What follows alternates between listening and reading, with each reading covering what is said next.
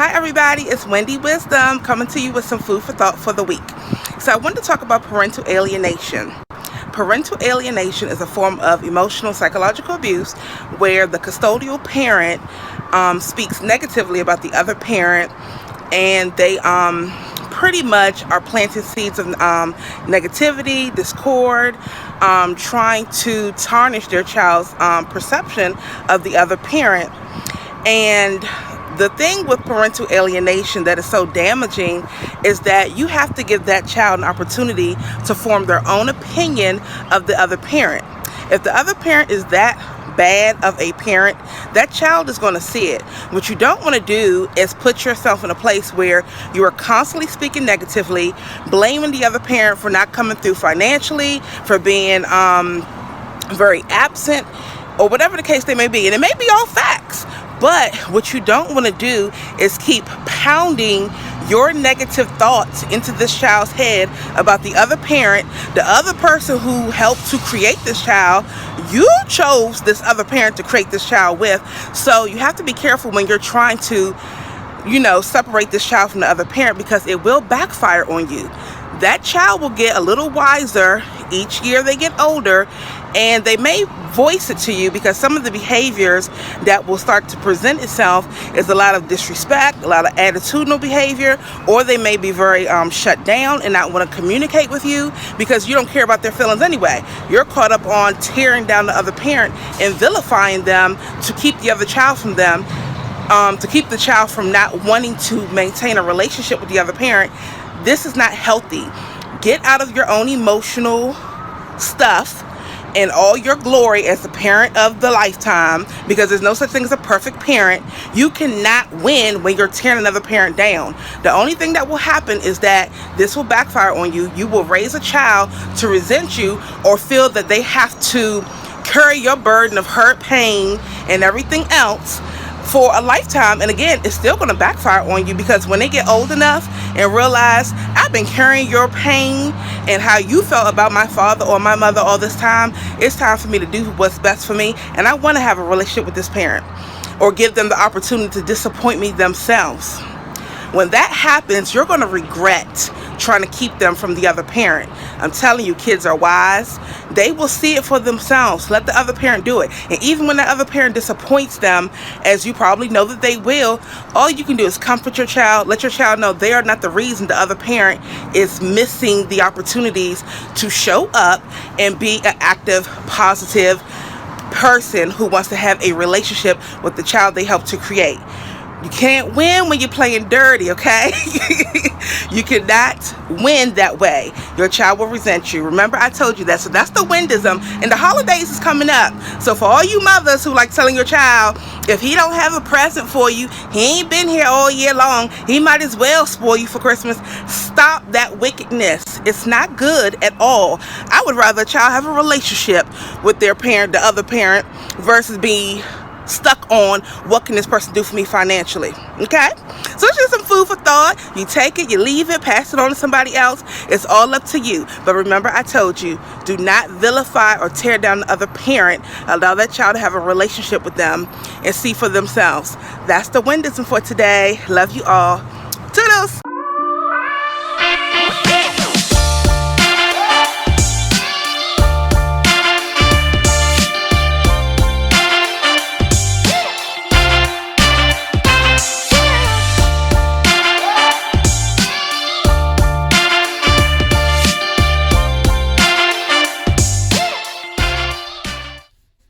Yo, what is going on, everybody? So welcome back to the channel.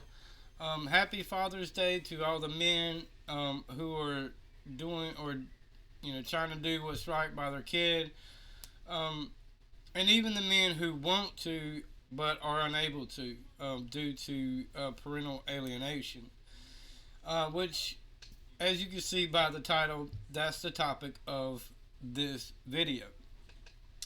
Now, before we get into it, I tried to look up the actual video of this, and I could not find it. I found a couple of people who seem to have recorded it, so the audio or the video quality is not going to be that good. So for that, I do apologize. I really did try to find the actual video to it, but I couldn't. Like I said, there's several people who have recorded this through some type of device, so you're gonna see like a bad video quality, maybe even bad, kind of not really clear the sound quality, but clear enough you're gonna be able to hear what's going on. But this is a 16-minute video, the one that we're getting ready to watch. I watched a little over 9 minutes of it, and parental alienation is a big problem for anybody who has to deal with it. Now, what we're getting ready to see, the first story is a man who was alienated from his daughter. The second one is a woman who was alienated from her son. I believe there's a third one. Like I said, I didn't make it that far into the video, but when I saw those two, I was like, yeah, this is something that needs to be discussed. And you saw by the intro the impact that it has on the kids. And there's a variety of different ways that's going to impact the kid, but it's definitely going to cause some issues within the child's behavior, either towards the parent who is alienating them from the other parent, or against the parent who is being alienated against. And you'll see that as we get into the second story in this video. So let's get started, and we'll break it down as we go, as we always do.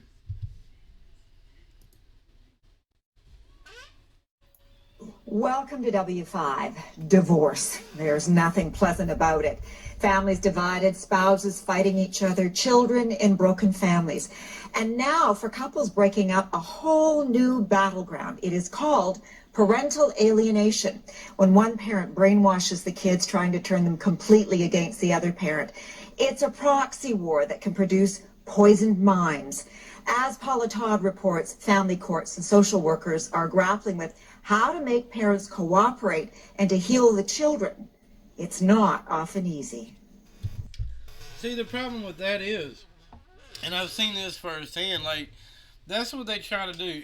And if you can, that's great. If you, like, in a perfect world, even if the parents separate, the parents would be able to work together for the best interest of the child. But the majority of the time, and I'd say over 90% of the time, that does not happen.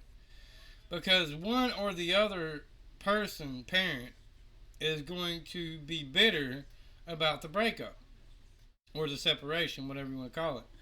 So, and I've seen that, like I said, myself. Like, there's this bitterness that's never going to go away, and the hostility is only increasing. And there's been a number of people involved who have tried to resolve the issue with thinking that there was going to be a good outcome, thinking that they were going to be able to get her to work with me. And the fact is, they haven't been able to, because she doesn't want to. And that's where the issue lies, is the system, the court system and CPS. They try to work with the parents to get them to cooperate. But if one parent doesn't want to cooperate with the other one, there's nothing you can say or do that's going to change that. Because they may say, yeah, I'm trying to work with him, but if you look at the receipts, I'm just going to say that if you look at the receipts, then it shows they're not trying to work with the other parent at all. And again, if they don't want to work with that parent, there's nothing you can say or do that's going to change that.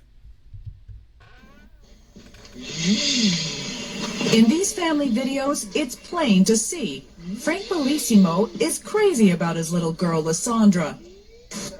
But caught up in a vicious custody battle, those cherished moments were few and far between. Happy birthday to you. At first, Frank says Lysandra's mother only let him visit his daughter for 2 hours every other week. So imagine that. Being a loving father, wanting to see your kid, and the mother has control of that, unless you go to court. The mother has control of that. And which is why I took my ex to court, is because she would not, like, I dealt with the parental alienation. That's why that's such a sensitive topic for me. I dealt with that. I know what it's like, and I hated it. And I'm sure every man who wants to be a part of his kid's life hates it as well. And this man could only see his daughter for 2 hours every other week. And just listen to how bad this gets. I mean, that in itself is bad enough, but listen to the restrictions that he had during those visits. Happy birthday, my sweet cakes. During the 2 hours that I was visiting my daughter, I wasn't allowed to touch her for the first hour or hour and 15 minutes. Why? She would sit me down on one chair, and she would sit my daughter in another spot, 8 or 10 feet away from me, and say, you can look at her, but don't hold her, don't touch her, don't kiss her. So, I mean, that's what I mean. Like, listen to how bad the restrictions are. Like, this dude wants to see his kid, and he only gets to see his kid for 2 hours every other week. And for the first hour, the mother literally sits the daughter across the room from her dad and tells the dad, you can't touch, you can look at her, you can't touch her, you can't hug her, you can't kiss her, you can't do nothing, no contact whatsoever. You can look at her, you can talk to her, but you can't touch her. That's messed up because that's her dad, man. And the entitlement that so many of these bitter baby mamas have, and that's the way they think. Like, they have the power, they have the control. And unless you go to court, that's actually true. They have the power to decide whether or not you get to see your kid. Again, I dealt with that. I couldn't see mine for the first 2 months of his life. And the messed up thing about that was she would send me pictures every so often throughout the 2 months. And she would be like, oh, I just thought you would want to see this. And I'm like, no, I want to see my son. And she would say, well, I'm not going to let you. So I know where this guy's coming from. I feel it. You know what I mean? I feel his pain. And the difference is, like I said, I took my baby mama to court. So I ended up getting legal visitations by the time my son was 2 months old. This guy had to deal with this for years, and you're going to find that out shortly.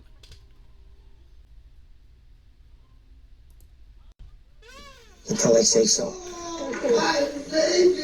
Then, on one of those visits, when Frank scooped up Lysandra, insisting on holding her, his ex-wife called the police. He was charged with assault. See that? Like, dude, like, that's how messed up these women are, man. And I'm not talking bad about all women, because the next story is actually about a woman who was alienated from her son. So I'm not talking bad about all women. But the majority of women, especially in 2022, this is how they are. It's that control is what they want. And if you're not willing to be with her, now she's going to use the child to punish you. This man scooped up his own kid to give her a hug and was charged with assault. Make that one make sense. They handcuffed me, they put me in the police cruiser, and I couldn't believe what was happening. The police treated me like I was a criminal. Frank was acquitted, but it was just the start of a nightmare cycle of false allegations he says his ex-wife made against him. Assault, threatening, even claims he didn't feed Lysandra. Did you ever? Alright.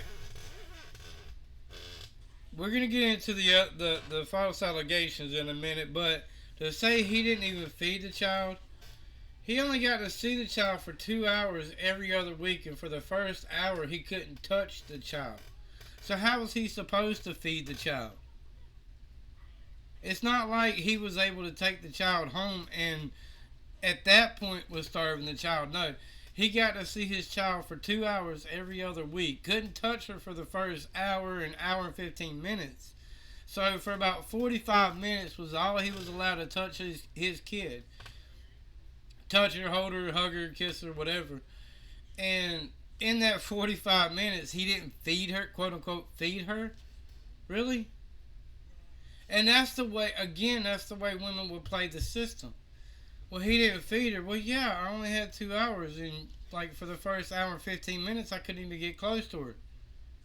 So for 45 minutes, if that's all I got to hug my child, and like, if you're alienating me from the child, meaning the child is with you all the time, how is it my fault the child isn't eating? Because they're clearly meeting at her house or somebody's house. I'm sure it's not his.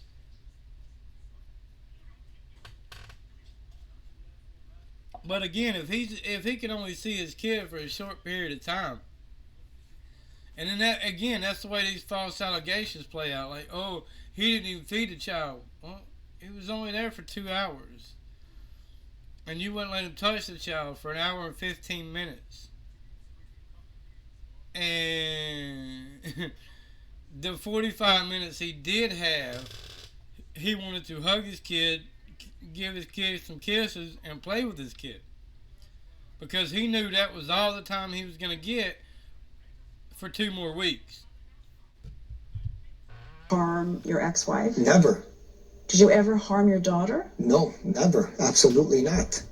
And just like I said, I said I'd get to these false allegations. I honestly dealt with those same false allegations. I've never once even attempted to injure or hurt my ex at all. It's like I'm honestly not that type of dude. Like, I really am not. I was raised the country boy way. If you can't tell by the accent, I'm a country boy. But I was raised a country boy way. Men don't do that. And the people I was raised around, like, we had a very serious problem with men who did. Like, we was not the type of person that would call the cops if you beat your old lady. We're the type of person that's going to come to your front door, drag you out of that house, and we're going to handle it ourselves. Make sure you never touch her again. Like, see, you know what I mean? Like, and I don't mean to come off violent, because I'm not, but that's just where I am when it comes mentality wise. When it comes to assault on a female, like, I just don't do it. Like, and the way I was taught, the way I was raised, is that you're not a man if you do. The second you raise your hand to a woman, you no longer have the right to claim yourself as a man, because men don't do that. And I also I haven't posted the video yet. There was a video, a recording from an exchange where I was accused of doing something to my kid. Like, because she said, I'm going to take out charges for everything you ever done to me and him, meaning the kid. And the fact is, just like this man like was saying, like, I never hurt her and I never hurt my kid. In fact, I would never hurt my kid. I don't even spank my kid.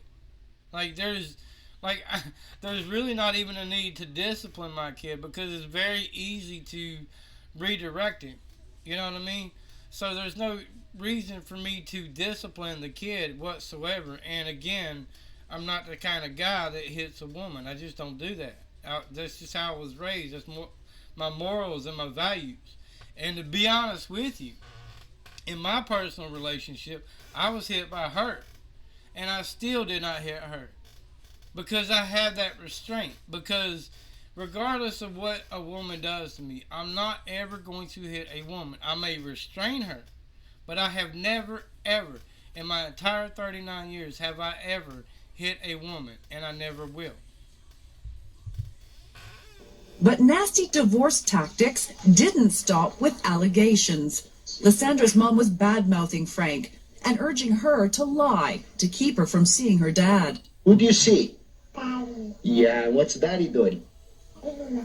Y'all just real quick, y'all catch that right? The mother was trying to urge the child to lie so that the mother can keep the child from the father. See how messed up that is? And you're going to find out in a minute how long he had to wait before he finally got to get good quality time with his kid, and what led up to that.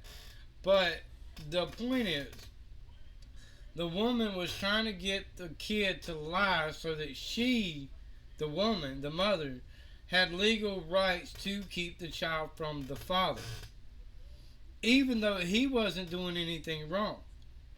It was all about punishment, and that's the way that's the way all of these bitter baby mamas are. It's all about punishment. You want to leave me? Fine. You can't see your kid. That's the way they play it. Smiling.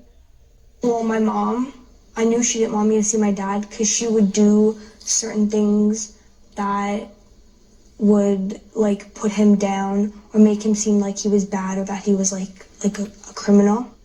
Come on, Sandra. At some point, you must have believed some of it. I mean, you were a young Yeah, I kid. did. If I wanted to go see my dad and she would say, no, we have to do something this weekend, then she would just be like, okay, if you want to go see your father this weekend, then you're not allowed seeing your friends for 2 weeks. And you can't go on the computer and you can't do anything. So you were punished for wanting to see your father. Yeah, basically. I mean, you see how messed up that is? You see what I mean? Like, this mother is literally, this is like the daughter of the guy that we're talking about here. Grown up, obviously. But the mother literally punished her for wanting to see her dad. Well, if you want to go spend the weekend, just a weekend with your dad, you can't see your friends or be on the computer for 2 weeks. You know what I mean? Like, that's a week of punishment per day that you want to be with your dad, your biological father. And in most cases, women like always complain about men are not around, men are not stepping up to take care of their kids. And yet for the men who are trying to, this is what they have to deal with, and this is why I have a problem with this. And the issue is, as I've stated many times before, it's the kids who are affected the most, because just listen to how this lady was affected. Experts call it parental alienation, a persistent campaign by one parent to poison a child's relationship with the other parent. Bad-mouthing, lying, preventing visits, even punishing a child for showing the other parent any affection. In extreme cases, an alienating parent can actually convince a child to reject the other parent altogether. Child abuse. Have you ever had a child who's been the victim of parental alienation that you... Child psychologist Marty Mackay considers Frank and Lysandra a textbook example of parental alienation. Lysandra came to see her for a year. In this recent assessment, Mackay writes, I had concluded your mother was attempting to alienate you from your father and had attempted to involve me and other persons and agencies in assisting her in confirming accusations against your father. Honestly, I honestly dealt with the very same thing, to where my ex tried to use other people to help her alienate me from my child. And y'all saw that in a couple of videos, because there was a couple of videos that I posted where she actually called the cops on me and tried to get the cops to make me leave the child there with her, even though he was supposed to be with me. So, and that's another thing that needs to really be addressed. Like, I noticed that a lot of the CPS workers don't acknowledge this stuff. A lot of the legal system, the lawyers and the judges, don't acknowledge this stuff, and it needs to be acknowledged. Because, as I said, in this video and other videos, granted the father is suffering because he wants to see his kid and can't, but it's the child who is suffering the most. She was coached to lie about her father. Some of those lies were ones that had criminal implications and child welfare implications. So when a child is coached to lie, that's child abuse. In my view, it's abusive. Now, I don't know who's doing this video. I didn't say the child abuse part, but that is. That is exactly what that is. And yet, that stuff does not get enough attention. And it should. Because men are being kicked out of the families for those false allegations. And for the kids being coached into telling lies about the other parent. And that's not right for that's not right for the kid. That's not right for the dads who want to be involved in their kid's life. To have to go through this simply because a mother wants to keep you from the child because you broke up with her. But Lysandra grew up, started thinking for herself, and at 13, announced to her mother that she wanted to live with her dad and her baby stepbrother. So keep that one in mind as it relates to the intro of this video, where the lady said it will backfire, and it will. Because when you're trying to alienate her from a dad who is clearly a caring, loving dad, he or she is going to end up resenting you. And when they're of age, which is usually 13, they can decide where they want to live. And if you're pushing this like you are, when they get that age, they're going to say, you know what? I want to go live with him. I'm tired of your drama. I want to go live with him. And that's usually how it works. That's how it backfires. The sad thing about it is that not only did the man have to go through this for 13 years, the daughter also had to go through it for 13 years before they both finally got the quality time that they both wanted. You see how messed up that is? You see the problem there? They both wanted that quality time. Couldn't get it until the daughter was old enough to decide where she wanted to live. And so for 13 years, both of them had to go through this. And you can imagine the effects that had on both of them. She said, okay, you can move in with him, but you can't take any of your clothes. You can't take your laptop. All you can bring is a little backpack. So what I had to do, like the only thing she would let me do was I had to put on all my clothes. So I put on like 5 layers of pants and like 10 layers of sweaters and shirts. And I could just bring a backpack of like some of my stuff. And that's all she would let me do. And I also brought like my cat. I had to carry it all to the end of like the street, and it's a long street because he's not allowed to come to our house, so I had to walk all the way there, like with my cat in my hand and like 10 layers of clothing on. And, yeah. So I mean, so you heard like she was punished for wanting to go to spend the weekend with her dad. Now she's being punished because she chooses to go live with her dad. And if this is the way you treated her all of her life, you really cannot be surprised that this is her decision. Because she wanted to see her dad. Her dad wanted to see her. You would not let her. So when she become of age or old enough to decide where she wants to live, now you're going to punish her because she chose him. When all you had to do was promote a healthy relationship between her and her dad. That's all you had to do. And she wouldn't have chose that. She would have chose both of y'all. But when you alienate a child from their dad, a loving dad, this is what you're going to be dealt with when they get old enough to decide where they want to go. And then you're going to be bitter not only, so your bitterness against the dad is what caused the parental alienation. But now you're bitter against the daughter because she chose him. Even though, and really she chose him because you wouldn't let her see him. That's why she chose him. Because as the lady stated in the intro of this video, kids are going to wise up. They're going to see what's going on. And they're going to be able to make their own decisions. And when they do, they're going to resent you for alienating them from the other parent. And that's what happened here. Now, at 14, Lysandra is living at her father's, doing all the usual teenage things. On her laptop, hanging out with friends. But now, it's her mum she doesn't see. W5 contacted Lysandra's mother, who turned down an on-camera interview, claiming this is headed to court and insisting that she is the parent who's being alienated.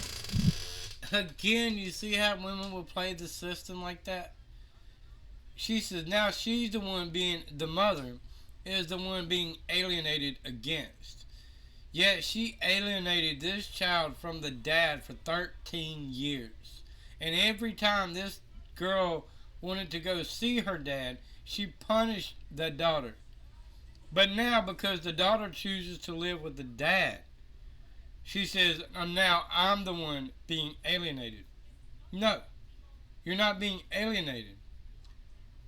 The daughter chose to go live with the dad, and you're mad about it.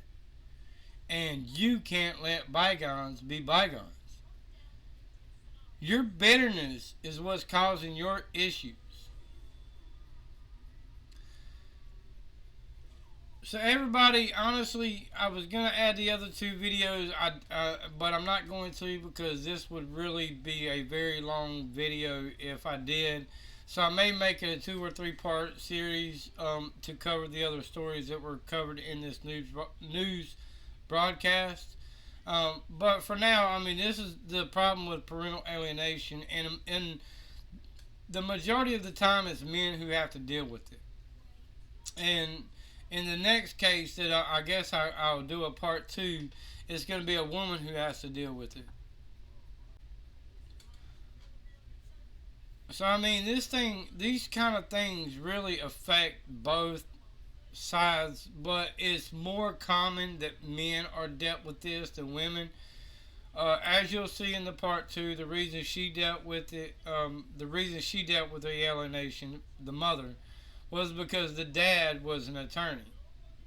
And in this case, it just happened to be a normal guy who, and those are the ones who are usually dealing with the parental alienation and the lack of support when it comes to our system. And it usually kind of comes down to the kid deciding this is where they want to go once they're old enough to get there. But again, that's like 13 years. So for 13 years, the man had to go through this, and for 13 years, the daughter had to go through this.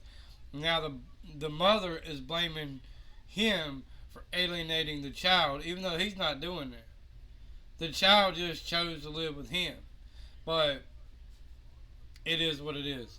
So anyway, everybody, I hope you enjoyed the video. Again, happy Father's Day to every man who is doing right by your kid or trying to do right by your kid.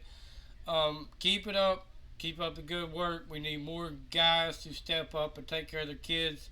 As the saying goes, any man can be a father, but it takes a real man to be a dad. So on that note, as always, I will see y'all in the next one. Y'all have a good one.